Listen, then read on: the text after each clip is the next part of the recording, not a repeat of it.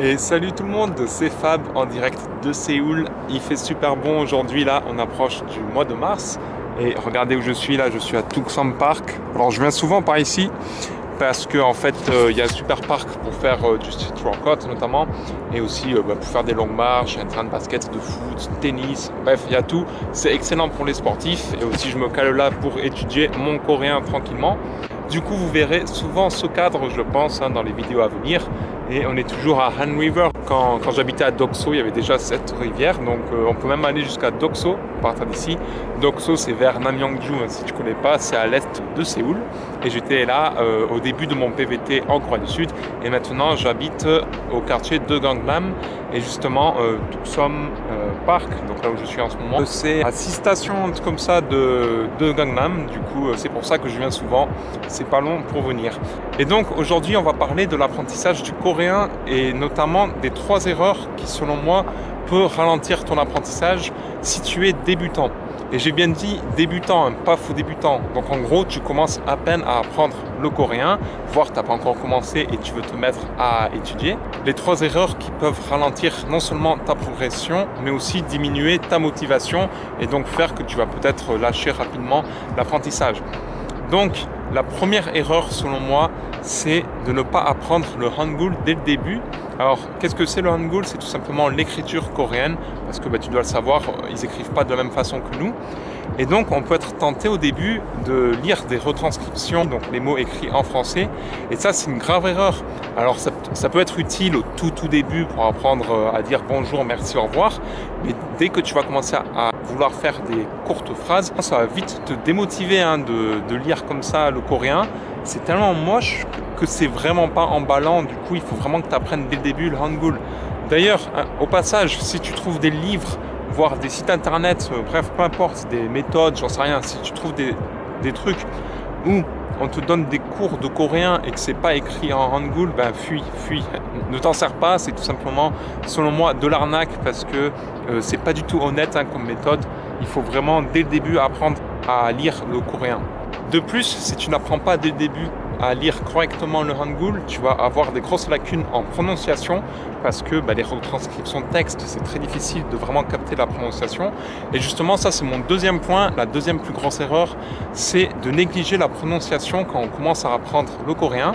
Alors je dis ça parce que là aussi c'est pareil, quand tu vas apprendre quelques mots, voire des phrases très courtes au tout début, ce ne sera pas forcément un handicap de ne pas savoir très bien prononcer le coréen, parce que lorsque tu seras en Corée du Sud, eh bien les Coréens, vu que tu vas utiliser que des mots et phrases très simples, ils vont à peu près comprendre là où tu veux en venir, même si ton accent n'est pas parfait, c'est pas grave.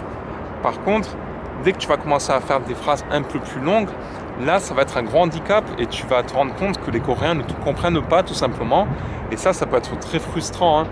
C'est un truc que j'ai rencontré moi-même et que d'autres expatriés avec qui j'ai pu discuter ont rencontré ce problème. C'est que dès que tu veux faire des phrases un peu plus longues, la prononciation est super importante pour te faire comprendre. Donc ne le néglige surtout pas. Il faut vraiment que tu t'y mettes dès le début. Alors comment faire? Eh bien moi personnellement, j'écoute des audios et je répète à haute voix ce qu'ils disent tout simplement. Et rien que comme ça, tu vas progresser énormément. Et vraiment, ça, tu t'en rends peut-être pas compte quand tu débutes à peine, mais tu verras, une fois que tu seras faux débutant, tu verras que ça peut être un handicap de ne pas savoir très bien prononcer le coréen. Donc, il faut vraiment que tu t'y cales dès le début là-dessus. Et enfin, la dernière erreur, selon moi, qui peut être fatale pour ta motivation, c'est quand tu vas voir que le coréen a plusieurs formes de politesse, donc le formel, le informel, le formel poli, parce que tu vas te dire là, oula, c'est trop compliqué, je ne sais pas en quelle forme il faut s'exprimer. Un conseil, concentre-toi sur tout ce qui finit par yo, donc ieyo, tout ça, parce que c'est le formel, en fait, le formel basique, c'est ce que tu peux utiliser dans ton quotidien, même quand tu auras un niveau faux débutant intermédiaire, il n'y a pas de souci. Il faut se dire que tu es étranger et que les Coréens vont vite se rendre compte de toute façon que ton niveau en coréen n'est pas parfait, donc ils seront plus tolérants avec toi si parfois tu oublies d'utiliser la forme de politesse la plus adaptée à la situation. Donc si tu utilises la terminaison qui finit par yo, là c'est un passe-partout en fait, il n'y aura pas de souci, même quand tu vas parler à tes amis ou à des gens à qui tu dois montrer beaucoup de respect, il n'y aura pas de souci. Évidemment, il y a des cas exceptionnels où il faudra dès le début se mettre à fond sur la forme de politesse adaptée notamment à la vie en entreprise. Le but, selon moi, quand tu commences à apprendre une langue, c'est d'y prendre du plaisir un minimum. Et c'est vrai que ça, je sais très bien que ça en décourage plus d'un.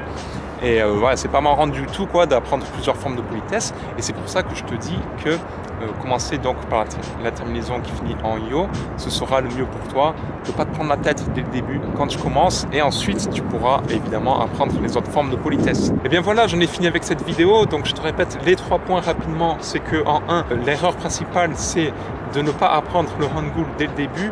Donc mets-toi-y à fond, hein, surtout apprends comme il faut à bien écrire et lire avant même de commencer à apprendre des phrases. C'est très très important, sinon ça risque vraiment de ralentir ta progression. L'erreur numéro 2, c'est de négliger la prononciation coréenne.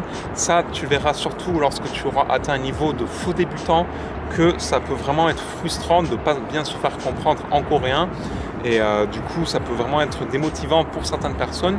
Donc, il faut vraiment que tu t'y mettes dès le début à bien savoir prononcer le coréen. Et en 3, c'est de se prendre la tête quand on commence, et j'ai bien dit quand on commence à apprendre le coréen avec toutes les formes de politesse. Donc concentre-toi plutôt sur la forme en yo, donc ieo et tout ça. Et tu t'en fous de les hinida et compagnie, concentre-toi sur le yo. Et tu vas apprendre beaucoup plus vite et ce sera moins blasant de voir toutes ces formes de politesse. En tout cas, si cette vidéo t'a plu, je te demande juste de mettre un gros pouce en l'air, ça me fera plaisir. N'hésite pas à me dire dans les commentaires où tu en es dans ton apprentissage du coréen et voilà, qu'est-ce qui te bloque et tout ça. Moi, ça va m'aider en tout cas à faire d'autres vidéos sur l'apprentissage du coréen puisque je suis en ce moment en plein là-dedans. Vu que je suis en Corée du Sud, je me mets à fond dans l'apprentissage du coréen et tout ça en autodidacte. Et d'ailleurs, c'est pour ça que je peux te partager plein de trucs. Et si tu aimes la Corée du Sud de manière générale, sache qu'ici on parle aussi de Working Holiday Visa, d'expatriation, trouver un travail, passer des bonnes vacances et tout ça. Donc n'oublie pas de t'abonner à ma chaîne surtout. Et sache aussi qu'on parle du Japon. Donc cette chaîne est consacrée et à la Corée du Sud et au Japon. Du coup, je te dis à très très vite pour une prochaine vidéo. Et surtout tout le monde, soyez heureux. Allez, ciao!